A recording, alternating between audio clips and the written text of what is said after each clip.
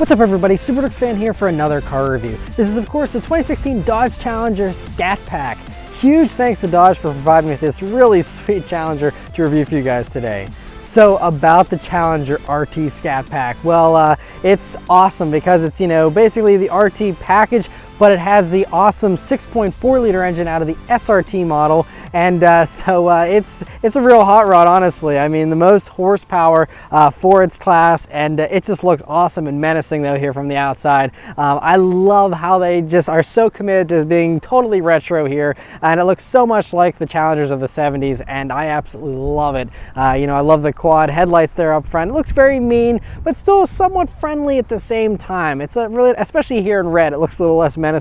And you know, of course, you have out back there the revised taillights as well that look really sharp. Nice little spoiler there in the back, and it's a big car. It has such a huge presence. It's wide, it's long, and it just looks awesome. As for the interior of the 2016 Challenger Scat Pack, it's really cool in here and I really like it. Anyway though, first things first, sitting down in these seats, Scat Pack comes with cloth seats here. That's how they kind of discount it. So you get the large engine, but you got cloth seats in here, but they're really great seats in the way that they're shaped. I mean, they have really massive torso bolsters here, and even the thigh bolsters are pretty beefy and aggressive, and they just feel really sporty, but also fairly comfortable as well. They are a little bit on the firm side. I would say out of the three muscle cars, they're the firmest of the bunch, but they're still comfortable seats, and I'm kind of splitting hairs here. They're not uncomfortable by any means. Next is the steering wheel in the Challenger, which is really, you know, a great wheel. A very nice 9-3 grip, good little 10-2 notches, and a very thick, beefy leather wrapped wheel. Just feels great in your hands. Got a few basic buttons. They're very large and, you know, easy to use, and then you have little paddles here on the back, and of course the little audio controls. They're also on the back of the wheel like all other Dodge Chrysler products, and yeah, just a really nice wheel. Next is the gauges in the Challenger Scat Pack, which I love. Dodge's gauges in the Challenger, they are just super retro looking and so cool to look at. I love the font. They're just very exciting to look at. The speedometer goes up to 180.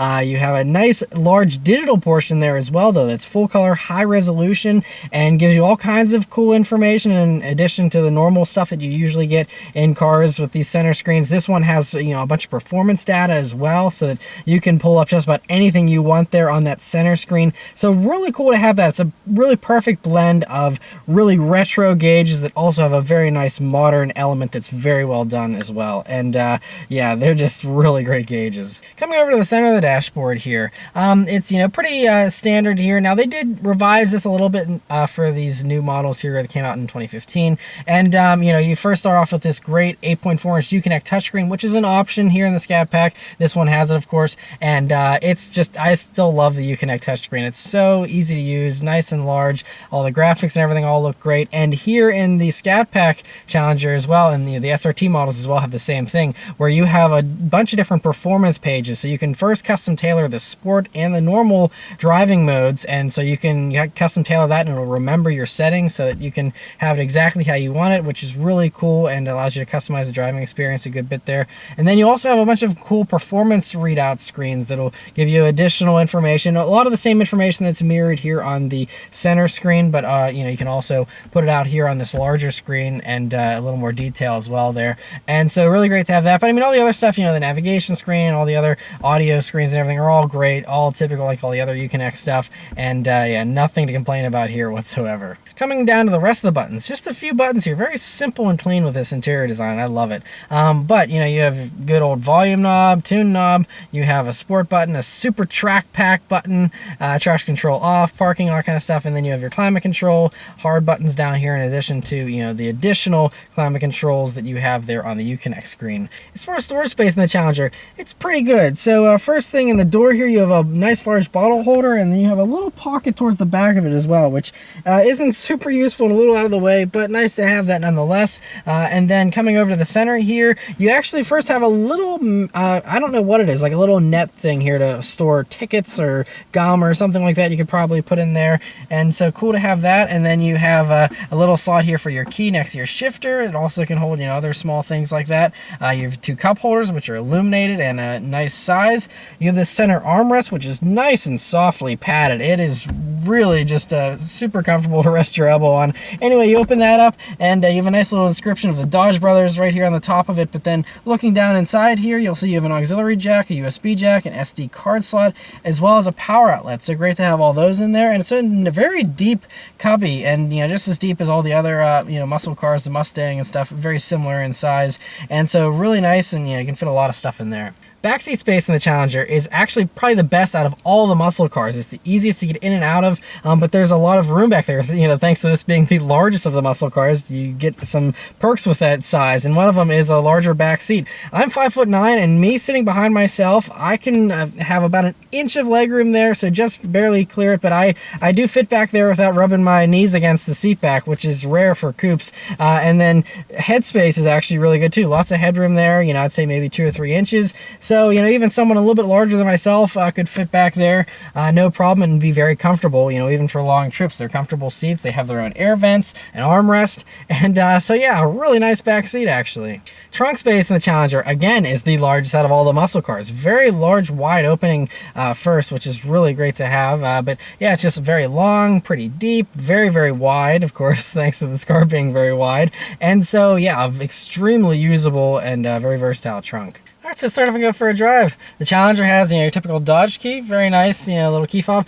Keyless entry, push button start, though, very nice. So you just leave the key in your pocket, hit the engine start button, and it roars to life.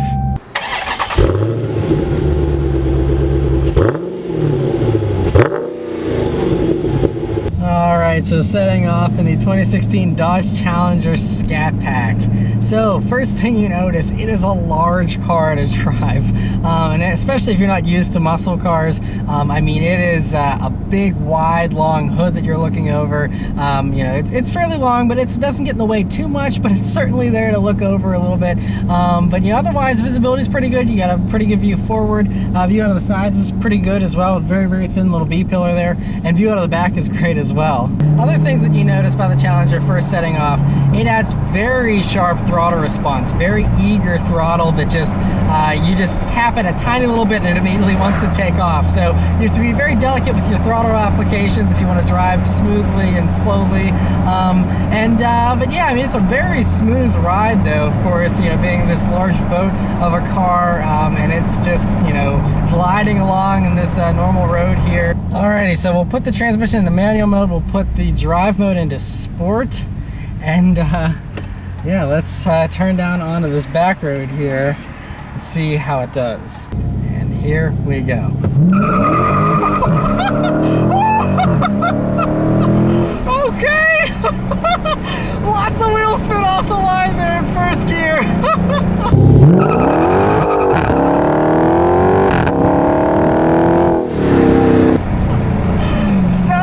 Sport mode turns off traction control, keeps stability control in effect, but lets you spin those rear wheels as much as you wanted.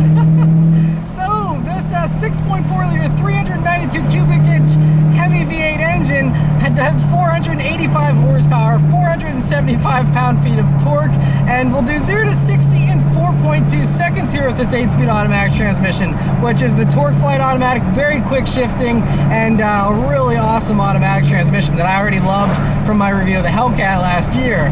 But yeah, so I mean, lots and lots of power everywhere. This thing will also do, I think they said, like a 12.3 second quarter mile at like 123 miles per hour. So very, very quick in the quarter mile as well. And while we're spouting off numbers here, this speedometer goes up to 180, but this car will actually do 182 miles per hour, which is crazy. Very quick downshifts. Sounds awesome too.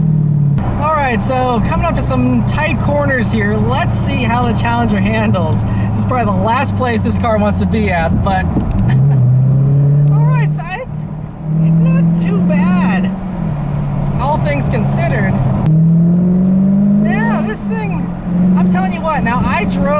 of the Challengers at a Dodge track event last year, and I was so blown away by how well they handled on track. And I can say that on back roads here, it's actually not bad. And the craziest thing is the numbers are against this car. It's only running 245 wide tires all around here on the Scat Pack, which is insanely thin, honestly, for a car with 485 horsepower. And in addition to that, this car weighs 4,253 pounds, which is head and shoulders heavier than the other competition of the muscle cars there. You know, I mean, the Mustangs in the GT form are like 3,800, and Camaro's roughly around the same. And so this thing is way heavier, but it still actually is pretty respectable. Another acceleration. Shifts are awesome too, but you can feel this thing shifting around. So one of the sacrifices of the Scat Pack is you only get the Bilstein sports suspension over the adaptive suspension you get in the SRT model. It's a good amount more expensive. So because of that, this thing does like to float around a little bit more. This engine, it's a big engine, but it really loves the higher RPMs. That's where it really pulls hard, and it brakes hard too. It's got Brembo 4-piston calipers up front there, and they do a pretty good job of slowing this thing down. They're vented and slotted, but this thing, on a small little back road like this, its size and the way that it does roll around a little bit prevents you from really being too confident in it. But it is fun and it keeps you on your toes, which is always appreciated. This automatic though is spectacular. I mean, its upshifts are super quick. It's faster than GM's 8-speed, and it's right up there with the ZF 8-speeds and stuff like that. Honestly, it has better downshifts than the ZF 8-speed. So really one of the best outside of, PDK, dual clutch type stuff. This is really one of the best automatics. It's just really awesome to drive. It just loves lighting up those rear tires, as you would expect. When they're skinny, they just love to spin. It's great. I think it really adds a great dimension of playful drama to the Challenger. They're already dramatic and exciting cars on their own, but I love putting skinny tires on stuff. It made the BRZ more fun, and whenever you have stuff like Mustangs and Challengers here with these V8 engines, and you still keep the tires pretty skinny, it's just a hilariously fun time, as long as you're responsible and you know what you're doing. But yeah, the last couple of things to note here, it's just, the steering weight is nice and heavy here in sport mode. It does get heavier in sport mode. In normal mode, it's a little bit lighter. Both modes are great. I like them both. And so that's really nice. The brake pedal travel is very, very little. So the brakes feel like, you get full bite right at the top of the pedal, which I always love. And yeah, it's just a great thing to drive. Like I said, the size is the only thing that you kind of got to get over. And of course, this is not a backroads carver. So if you want a backroads carver, you're better off with something else. Whenever this does approach a corner, it handles it and deals with it fairly well. But anyway, I'm going to have this Challenger for an entire week thanks to Dodge. So I'm going to drive it around. I'll come back and tell you guys my fuel economy and all my final impressions. Alright, so I've been driving the 2016 Dodge Challenger Scat Pack here for an entire week now, and I gotta say, I really have fallen in love with it a lot. It's just, I love muscle cars. I love how old school this thing looks. It just looks so awesome. Gets so many looks from other people, and it's just a really cool thing. It just exudes coolness, and it's just awesome. I mean, the infotainment's great. I love looking at these gauges. They're just, like I said, the best gauges out of all the muscle cars in my opinion, and everything about it is just really enjoyable to drive.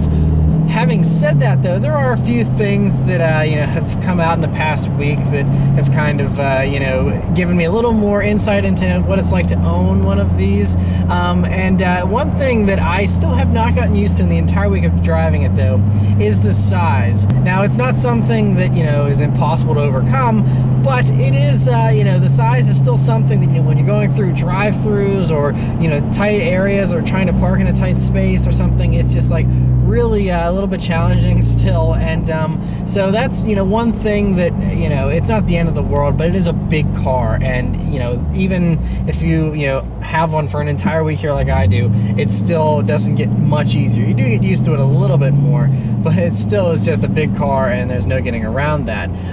But As far as other visibility related things though, I did discover this past week that C-pillar blind spot is pretty significant there. It wouldn't be so bad, you know, of course, like the Camaro has terrible visibility as well, but you know, with that, a lot of them have the blind spot monitoring. The Scat Pack here, at least the way it's configured, does not have the blind spot monitoring. And to add to that, the side mirrors in this car are very small, the smallest out of all the muscle cars. So when you have a large car, you need to, you know, see around you very well, and having tiny mirrors, I understand, is part of the look, the retro look of this car. And so honestly, I'm willing to make that sacrifice. I haven't had any severe issues, you know, trying to see around or any close calls or anything like that. But you know, for a car like this, I would definitely want to get blind spot monitoring, I think, just to have that extra peace of mind because of that, you know, blind spot there with the C-pillar and the small mirrors. You know, having a little warning indicator would be nice. Another thing that just was a weird fluky thing, I think, is that one time when I hopped in the car and I needed to put the air conditioning on a warm day, I hit the AC button and it did nothing. The fans wouldn't blow. There wasn't any, you know, cold air coming out or anything. And once I turned the car off and turned it back on, it was fine again. But just, you know, weird thing that a brand new car, this one has 1,600 miles on it here, wouldn't, you know, have functioning air conditioning for whatever reason, even if it is a fluke. Just, you know, a little disconcerting, you know, if you were to own one of these for the long haul. And my last little tiny complaint with the Challenger Scat Pack here is that this automatic transmission is a little jerky sometimes, especially when you're slowing down to a stop at a red light or something. It'll actually like jerk, and it almost feels like a manual in some cases, you know, where someone is a little jerky with a manual. But having said that though, this automatic is still the best automatic out of all the muscle cars. You know, I mean, maybe the GM 8-speed is a little smoother, but it's slower. This thing, manual shifting, is unbeatable. Another praise that I want to give this car is something I wasn't expecting, and that is that this has this Alpine sound system. It's not an optional upgrade system or anything, it's just the standard system here in the Scat Packs. I think it's only 6 speakers too, which is why I'm so amazed that it actually sounds fantastic. So I don't even think there's a need to upgrade stereos in this. I mean, I'm not an audiophile by any means, but you know, for the average listener, the standard system is actually pretty impressive, and I really like it a lot. So the last two things I'm going to mention are the fuel economy and the price of the Challenger. Now, my fuel economy, I drove this car for about 220 miles in this past week, and in that time, my fuel economy was 14.3. Now, the city estimate for this car, according to the EPA, is 15 in the city, and then it does 25 on the highway, supposedly, for a combined average of 18. As you can tell by my number of 14.3, now it was primarily city driving, but there was some highway driving mixed in there as well. So I was kind of surprised it was that low. But that's what it is, that's what I got. But I was expecting at least the city number. That's usually, you know, what I average on my drive cycle here. But it couldn't even manage that. So, I mean, I was probably a little more aggressive than a standard city driver, I suppose, would be. But when you have a Challenger that sounds this good and, you know, is this exciting to drive, how could you not? And then the last thing is the price of the Scat Pack. Now, this one, like I said, has the optional automatic here, and it also has the Uconnect 8.4-inch touchscreen, which is also an option here for the you know, Challenger Scat Pack. And so with those two options, this one, as tested, is around 41,000 and change. If you were to go without the automatic and go for the manual, then this car would be under 40,000 bucks at 39 and some change, because the automatic, I think, is like a $1,300 or $1,400 option. So you know, 40 grand. Now, if you were to spend the same 40 grand on a Mustang, you could get a fully loaded premium that had leather seats and, you know, the blind spot monitoring, all that kind of stuff, you know, for about the, you know, the same price. And so, you know, that kind of stuff is where it's, you know, the Challenger is definitely on the pricier side. It's on the higher end. But then whenever you compare it to the Camaro, it's not so bad, because most of those with less horsepower, although they are quicker and handle better, I think, you'd be looking at, you know, probably a $40,000 car there too. So, you know, I think the Mustang is still the value leader out of all the muscle cars here, and the Challenger and the Camaro kind of duke it out for the top spot. I mean, I think, you know, the Challenger has the rest of them beat as far as outright horsepower. 485 is higher than all the others by a good amount. And so, you know, if that's what you're looking for is straight line speed, or you love just the unapologetically retro looks, then I think, you know, there's no competition for the Challenger, really. It's just a really fun thing, and I absolutely love it. I love how unapologetic it is. It's just bold, it's big, it's brash, it's loud, but it's just, this car just has such an attitude about it that it's just really fun. It's kind of a character all on its own, and it's just a really cool thing. And you know, anyone that's seriously considering one of these, I recommend definitely taking it for a drive, because it's a really fun thing. So anyway, huge thanks to Dodge for allowing me to review this awesome Challenger here, and let me know your thoughts on the Challenger Scat Pack, and I'll see you guys next time. Take care.